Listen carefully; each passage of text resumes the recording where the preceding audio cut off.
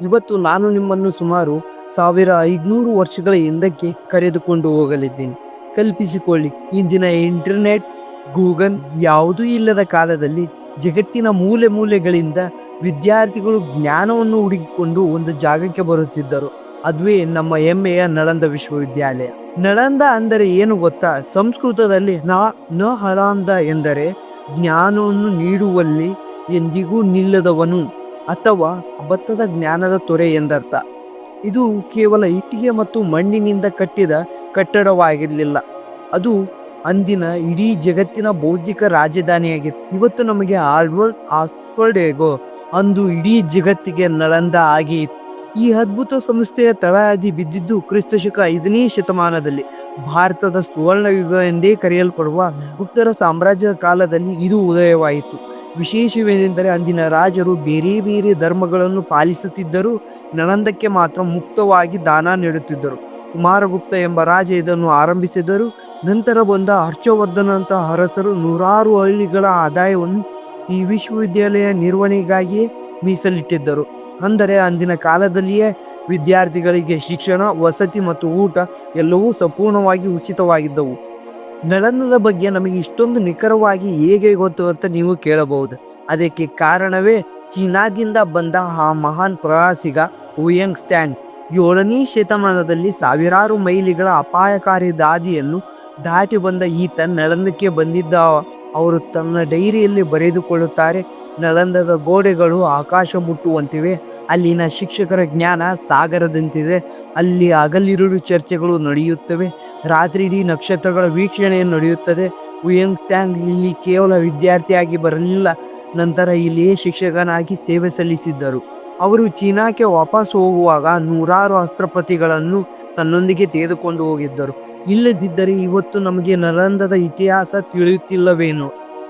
ಆದರೆ ಅಷ್ಟೊಂದು ಭವ್ಯವಾದ ಈ ಜ್ಞಾನದ ಕೇಂದ್ರದ ಒಳಗಡೆ ಪ್ರವೇಶಿಸುವುದು ಅಷ್ಟು ಸುಲಭವಾಗಿತ್ತೇ?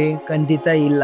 ಹಿಂಗೆ ನಳಂದದ ಒಳಗಡೆ ಕಠಿಣ ಮತ್ತು ಆ ಕಾಲದ ವಿಚಿತ್ರವಾದ ಪ್ರವೇಶದ ಪರೀಕ್ಷೆಗಳ ಬಗ್ಗೆ ತಿಳಿಯೋಣ. ನಾವು ನಳಂದದ ಒಳಗಿನ ಕಠಿಣ ಜೀವನ ಮತ್ತು ಆ ಕಾಲದ ಆ ವಿಚಿತ್ರ ಪ್ರವೇಶದ ಪರೀಕ್ಷೆಯ ಬಗ್ಗೆ ತಿಳಿಯೋಣ. ಅದಕ್ಕಿಂತ ಮುಂಚೆ ಈ ಚಾನಲ್ನ ಇನ್ನೂ ಯಾರು ಸಬ್ಸ್ಕ್ರೈಬ್ ಮಾಡ್ಕೊಂಡಿಲ್ಲೋ ಪ್ಲೀಸ್ ಸಬ್ಸ್ಕ್ರೈಬ್ ಮಾಡ್ಕೊಳ್ಳಿ. ಈಗ ನಾವು ನಳಂದದ ಮುಖ್ಯ ದ್ವಾರದ ಬಳಿ ನಿಂತಿದ್ದೇವೆ ಎಂದು ಕಲ್ಪಿಸಿಕೊಳ್ಳಿ. ಈ ವಿಡಿಯೋದಲ್ಲಿ ನಾವು ಮೊದಲು ನೋಡುವುದು ಅಲ್ಲಿನ ಬೃಹತ್ ಆವರಣವನ್ನ. ಇದು ಇಂದಿನ ಸಂಪುಟ ಕಾಲೇಜುಗಳಂತಿರಲಿಲ್ಲ. ಅಲ್ಲಿ ಬರೋಬ್ಬರಿ 10,000 ವಿದ್ಯಾರ್ಥಿಗಳು ಜಗತ್ತಿನ ನಾನಾ ಭಾಗಗಳಿಂದ ಬಂದು ನೆಲೆಸಿದ್ದರು. ಅವರಿಗೆ ಮಾರ್ಗದರ್ಶನ ನೀಡಲು 2,000 ಪ್ರಖ್ಯಾತ ಆಚಾರ್ಯರು ಅಥವಾ ಶಿಕ್ಷಕರು ಇದ್ದರು. ಅಂದರೆ ಪ್ರತಿ 5 ವಿದ್ಯಾರ್ಥಿಗಳಿಗೆ ಒಬ್ಬ ಗುರು ಇದ್ದರು. ಎಂತಹ ಅದ್ಭುತ ಅನುಪಾತ ಅಲ್ವಾ? ನಳಂದದ ಕ್ಯಾಂಪಸ್ ಹೇಗಿತ್ತು ಗೊತ್ತಾ? ಇಡೀ ಆವರಣ ಸುತ್ತಲೂ ಒಂದು ಬೃಹತ್ ಗೋಡೆ ಇತ್ತು. ಅದರ ಒಳಗೆ 8 ಬೃಹತ್ ಸಭಾಂಗಣಗಳಿದ್ದವು. ಅಲ್ಲಿ ಏಕಕಾಲಕ್ಕೆ 100 ವಿದ್ಯಾರ್ಥಿಗಳು ಕುಳಿತು ಚರ್ಚೆ ಮಾಡಬಹುದಿತ್ತು. ಇನ್ನು ವಾಸಿಸಲು 10 ಸಾಲಿನ ವಿಹಾರಗಳಿದ್ದವು. ಅಲ್ಲಿನ ಉದ್ಯಾನವನಗಳು ಮತ್ತು ಕೆರೆಗಳು ಎಷ್ಟು ಸುಂದರವಾಗಿದ್ದವು ಎಂದರೆ ವಿದ್ಯಾರ್ಥಿಗಳಿಗೆ ಓದಿನ ಒತ್ತಡವೇ ತಿಳಿಯುತ್ತಿರಲಿಲ್ಲ. ಪ್ರತಿಯೊಂದು ಕಟ್ಟಡವೂ ವಾಸ್ತುಶಿಲ್ಪದ ಅದ್ಭುತವಾಗಿತ್ತು.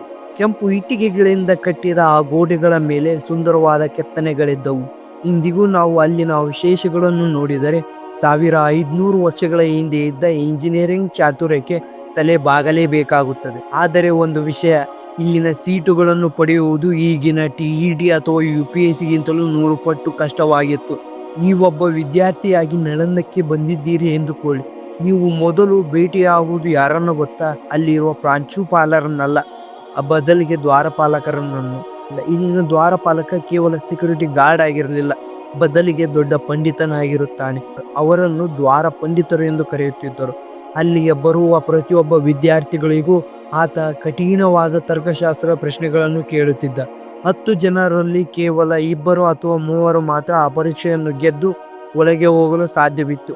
ಒಳಗೆ ಹೋದವರಿಗೆ ಮಾತ್ರ ಆ ಜ್ಞಾನದ ಗಣಿ ತೆರೆಯುತ್ತಿತ್ತು. ಒಮ್ಮೆ ನೀವು ಪ್ರವೇಶ ಪಡೆದರೆ ಮುಗಿಯಿತು, ನೀವು ಆ ಸಂಸ್ಥೆಯ ಅತಿಥಿಗಳು. ಅಲ್ಲಿ ಶಿಕ್ಷಣ ಮಾತ್ರವಲ್ಲ, ಉನ್ನತ ಗುಣಮಟ್ಟ ಆಹಾರ, ವಸತಿ ಮತ್ತು ಬಟ್ಟೆಗಳು ಎಲ್ಲವೂ ಸಂಪೂರ್ಣ ಉಚಿತವಾಗಿದ್ದವು. ಇದು ಸಾಧ್ಯವೇ? ಅಂದಿನ ರಾಜರು ನೂರಾರು ಹಳ್ಳಿಗಳ ತೆರಿಗೆಯನ್ನು ನಳಂದಕ್ಕೆ ಬಿಟ್ಟು ಕೊಡುತ್ತಿದ್ದರು. ಆದರೆ ಅಲ್ಲಿನ ಶಿಸ್ತು ಮಾತ್ರ ಕಬ್ಬಿಣದ ಕಡಲೆಯಂತಿತ್ತು. ಬೆಳಗ್ಗೆ ಶಂಖದ ನಾದದೊಂದಿಗೆ ದಿನ ಆರಂಭವಾಗುತ್ತಿತ್ತು. ಪ್ರತಿಯೊಬ್ಬ ವಿದ್ಯಾರ್ಥಿಯು ತನ್ನ ಕೆಲಸವನ್ನು ತಾನೇ ಮಾಡಿಕೊಳ್ಳಬೇಕಾಗಿತ್ತು. ಮತ್ತು ಕಠಿಣ ಅಧ್ಯಯನದಲ್ಲಿ ತೊಡಗಬೇಕಾಯಿತು. ಅಲ್ಲಿಯ ಜಾತಿ, ಮತ ಅಥವಾ ದೇಶದ ಭೇದ ಭಾವಗಳಿರಲಿ, ಇದ್ದಿದ್ದು ಒಂದೇ ಗುರಿ, ಅದುವೇ ಸತ್ಯದ ಹುಡುಕಾಟ. ನಳಂದದ ಅಸಲಿ ಶಕ್ತಿ ಇದ್ದಿದ್ದು ಅದರ ಇಟ್ಟಿಗೆಯ ಗೋಡೆಗಳಿಂದಲ್ಲ, ಬದಲಿಗೆ ಅದರ ಗ್ರಂಥಾಲಯದಲ್ಲಿ. ಅದರ ಹೆಸರೇ ಧರ್ಮಗಜ, ಅಂದರೆ ಸತ್ಯದ ಪರ್ವತ ಎಂದರ್ಥ. ನೀವು ನಂಬಲಿಕ್ಕಿಲ್ಲ, ಇದು ಅಂದಿನ ಜಗತ್ತಿನ ಅತಿದೊಡ್ಡ ಜ್ಞಾನದ ಭಂಡಾರವಾಗಿತ್ತು. ಈ ಗ್ರಂಥಾಲಯವು ಕೇವಲ ಒಂದು ಕಟ್ಟಡವಾಗಿರಲಿಲ್ಲ, ಇದು ಜ್ಞಾನದ ದಿವ್ಯ ಜ್ಯೋತಿಯಾಗಿತ್ತು.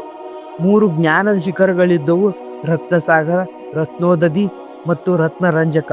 ಧರ್ಮಗಜದಲ್ಲಿ ಈ 3 ಬೃಹತ್ ಕಟ್ಟಡಗಳಿದ್ದವು.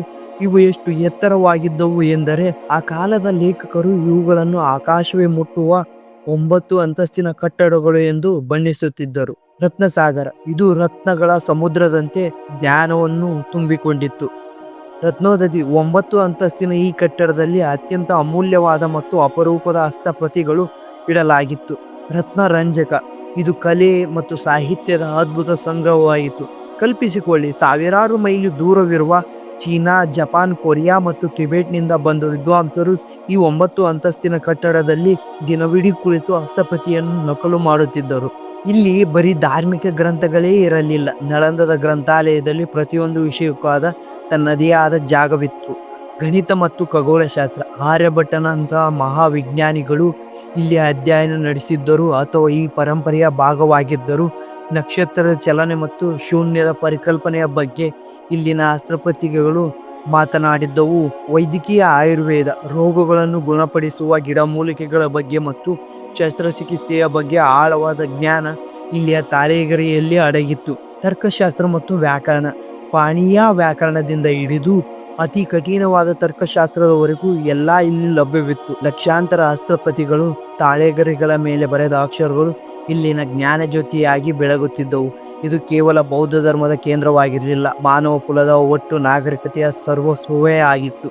ಈ ಲಕ್ಷಾಂತರ ಪುಟಗಳನ್ನು ಹೇಗೆ ನಿರ್ವಹಿಸುತ್ತಿದ್ದರು ಎಂಬುದು ಇಂದಿಗೂ ಆಶ್ಚರ್ಯದ ಸಂಗತಿ.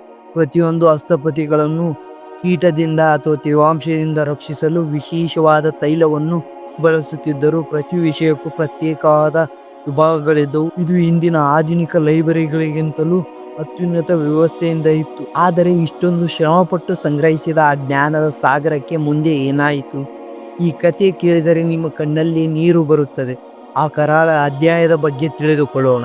ಜಗತ್ತಿನಾದ್ಯಂತ ಜ್ಞಾನದ ಬೆಳಕನ್ನು ಹರಿಯುತ್ತಿದ್ದ ಈ ಮಹಾ ವಿಶ್ವವಿದ್ಯಾಲಯಕ್ಕೆ ಒಂದು ದಿನ ದೊಡ್ಡ ಗ್ರಹಣವೇ ಹಿಡಿದಿತ್ತು. ಅಂದು ಕ್ರಿಸ್ತಶಕ 1193ರ ಕಾಲ. ಇತಿಹಾಸದ ಈ ಕರಾಳ ಪುಟವನ್ನು ತೆರೆವಿದಾಗ ಇಂದಿಗೂ ಎದೆ ಜಲ್ಲನ್ನುತ್ತದೆ. ಬಂಕಿಯಾರ್ ಖಿಲ್ಜಿ ಎಂಬ ಕ್ರೂರ ಆಕ್ರಮಣಕಾರಿ ತನ್ನ ಸೈನ್ಯದೊಂದಿಗೆ ನಳಂದದ ಮೇಲೆ ದಾಳಿ ಮಾಡಿದ.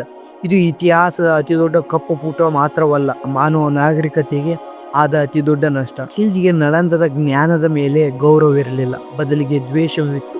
ಅವನು ಬೃಹತ್ ಗ್ರಂಥಾಲಯಕ್ಕೆ, ಅಂದರೆ ನಾವು ಆಗಲೇ ಮಾತನಾಡಿದ ಆ ಧರ್ಮಗಜಕ್ಕೆ ಬೆಂಕಿ ಹಚ್ಚಲು ಆದೇಶಿಸಿದ.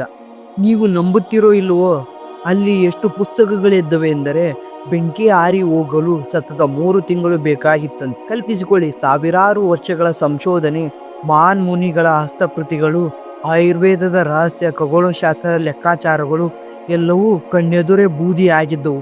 ಆ ಹೊಗೆ ಇಡೀ ಆಕಾಶವನ್ನೇ ಮುಚ್ಚುವಂತೆ. ಅಂದು ಬೆಂಕಿಗೆ ಬಿದ್ದಿದ್ದು ಕೇವಲ ಕಾಗದ ಅಥವಾ ತಾಳೆಗೆರೆಯಲ್ಲ, ಇಡೀ ಜಗತ್ತಿನ ಭವಿಷ್ಯ ಮತ್ತು ಜ್ಞಾನದ ಪರಂಪರೆ. ಖಿಲ್ಜಿಯ ಕ್ರೌರ್ಯ ಅಲ್ಲಿಗೆ ನಿಲ್ಲಲಿಲ್ಲ. ಅಲ್ಲಿಯ ಜ್ಞಾನಾರ್ಜನೆ ಮಾಡುತ್ತಿದ್ದ ಸಾವಿರಾರು ಬೌದ್ಧ ಭಿಕ್ಷುಕರುಗಳು ಮತ್ತು ವಿದ್ವಾಂಸರು ಅತ್ಯಂತ ಅಮಾನುಷವಾಗಿ ಹತ್ಯೆ ಮಾಡಲಾಯಿತು.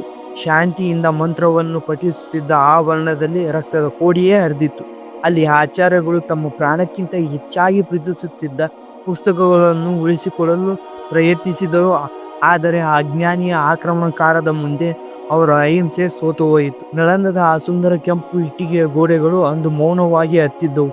ಆ ಜ್ಞಾನದ ದೀಪವು ಪೂರ್ತಿಯಾಗಿ ಆರಿಸಬೇಕೆಂದೇ ಅವನ ಗುರಿಯಾಗಿತ್ತು. ಮತ್ತು ನಮಗೆ ಕ್ಯಾನ್ಸರ್ ಅಥವಾ ಅಂತಹ ಮಹಾಮಾರಿ ರೋಗಗಳಿಗೆ ಮದ್ದು ಹುಡುಕಲು ಕಷ್ಟವಾಗುತ್ತಿದೆ ಅಲ್ವಾ?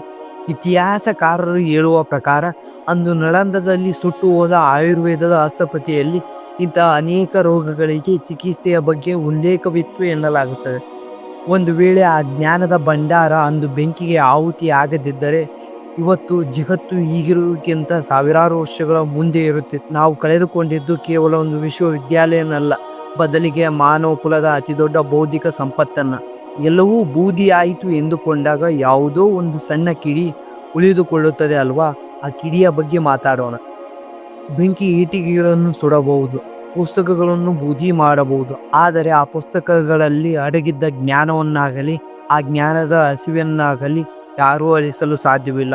ಬೂದಿಯಾದ ಮಾತ್ರಕ್ಕೆ ಜ್ಞಾನ ಅಳಿದು ಹೋಗುವುದಿಲ್ಲ ಎಂಬುದಕ್ಕೆ ಇಂದಿನ ನಳಂದವೇ ಸಾಕ್ಷಿ. ಇಂದು ನಾವು ಬಿಹಾರ್ನ ರಾಜಗಿರಿ ಸಮೀಪದಲ್ಲಿರುವ ನಳಂದಕ್ಕೆ ಹೋದರೆ ಅಲ್ಲಿ ಸುಟ್ಟು ಹೋದ ಆ ಕೆಂಪು ಇಟ್ಟಿಗೆಗಳ ಗೋಡೆಗಳು ಇಂದಿಗೂ ನಮಗೆ ಸ್ಫೂರ್ತಿ ನೀಡುತ್ತವೆ. ಈ ಜಾಗದ ಮಹತ್ವವನ್ನರಿತ ಯುನೆಸ್ಕೋ ಇಂದು ವಿಶ್ವ ಪರಂಪರೆಯ ತಾಣವೆಂದು ಘೋಷಿಸಲಾಗಿದೆ. ಅಲ್ಲಿನ ಪ್ರತಿಯೊಂದು ಇಟ್ಟಿಗೆಗಳು ಭಾರತದ ಶ್ರೇಷ್ಠ ಕಥೆಯನ್ನು ಹೇಳುತ್ತವೆ. ಇಂದಿಗೂ ಅಲ್ಲಿ ಪ್ರಾಚೀನ ವಸ್ತು ಇಲಾಖೆಗಳ ಸಂಗ್ರಹಾಲಯದಲ್ಲಿ ಸಿಲುಕಿರುವ ಕೆಲವು ಹಸ್ತಪ್ರತಿಗಳು ಮತ್ತು ಮೂರ್ತಿಗಳು ಅಂದಿನ ವೈಭವಕ್ಕೆ ಸಾಕ್ಷಿಯಾಗಿ ನಿಂತಿವೆ. ಆದರೆ ಕೇವಲ ಅವಶೇಷಗಳನ್ನು ನೋಡಿ ನಾವು ಸುಮ್ಮನೆ ಕೂರುವುದಿಲ್ಲ. ನಮ್ಮ ಪೂರ್ವಜರ ಆ ಮಹಾನ್ ಜ್ಞಾನದ ಪರಂಪರೆಯನ್ನು ಮತ್ತೆ ಜೀವಂತಗೊಳಿಸಲು ನಿರ್ಧಾರ ಮಾಡಲಾಗಿತ್ತು. 2014ರಲ್ಲಿ ಭಾರತ ಸರ್ಕಾರ ಮತ್ತು ಇತರೆ ಏಷ್ಯನ್ ರಾಷ್ಟ್ರಗಳು ಸಹಯೋಗದೊಂದಿಗೆ ಹೊಸ ನಳಂದ ವಿಶ್ವವಿದ್ಯಾಲಯ ಜನ್ಮ ತಾಳಿತ್ತು. ಇಂದು ಅಲ್ಲಿ ಮತ್ತೆ ಜಗತ್ತಿನ ಬೇರೆ ಬೇರೆ ದೇಶದ ವಿದ್ಯಾರ್ಥಿಗಳು ಬಂದು ಸಂಶೋಧನೆ ಮಾಡುತ್ತಿದ್ದಾರೆ. ಹಳೆಯ ನಳಂದ ಎಲ್ಲಿದೆಯೋ ಅದರ ಪಕ್ಕದಲ್ಲಿ ಅತ್ಯಂತ ಸುಂದರವಾದ ಮತ್ತು ಪರಿಸರ ಸ್ನೇಹಿ ಕ್ಯಾಂಪ್ ಅನ್ನು ನಿರ್ವಹಿಸಲಾಗುತ್ತದೆ. ಇದು ಕೇವಲ ಶಿಕ್ಷಣ ಸಂಸ್ಥೆಯಲ್ಲ, ಇದು ನಮ್ಮ ಇತಿಹಾಸ, ನಾವು ಸಲ್ಲಿಸಬೇಕಾದ ಅತಿದೊಡ್ಡ ಗೌರವ. ನಳಂದ ಎಂದರೆ ಕೇವಲ ಇತಿಹಾಸವಲ್ಲ, ಅದೊಂದು ಭಾರತೀಯ ಬೌದ್ಧಿಕ ಶಕ್ತಿಯ ಸಂಕೇತ. ಅಂದು ಜಗತ್ತು ಅಂಧಕಾರದಲ್ಲಿದ್ದಾಗ ಜ್ಞಾನದ ದೀಪಿಗೆಯನ್ನು ಹಿಡಿದು ನಡೆದ ನಾಡು ನಮ್ಮದು. ಈ ಪರಂಪರೆಯನ್ನು ಉಳಿಸುವುದು, ಬೆಳೆಸುವುದು ಮತ್ತು ಮತ್ತೆ ಭಾರತದ ವಿಶ್ವಗುರುವನ್ನಾಗಿ ಮಾಡುವುದು ನಮ್ಮೆಲ್ಲರ ಜವಾಬ್ದಾರಿ. ನಳಂದ ವಿಶ್ವವಿದ್ಯಾಲಯ ಬಗೆಗಿನ ಈ ವಿಡಿಯೋ ನಿಮಗೆ ಇಷ್ಟವಾಗಿದೆ ಎಂದು ಭಾವಿಸಿದ್ದೇನೆ. ನಮ್ಮ ಇತಿಹಾಸದ ಇಂಥ ಪುಟಗಳನ್ನು ನೆನಪಿಸಿಕೊಳ್ಳೋಣ. ಮತ್ತೆ ಮುಂದಿನ ವಿಡಿಯೋದಲ್ಲಿ ಸಿಗ್ತೀನಿ. Okay friends.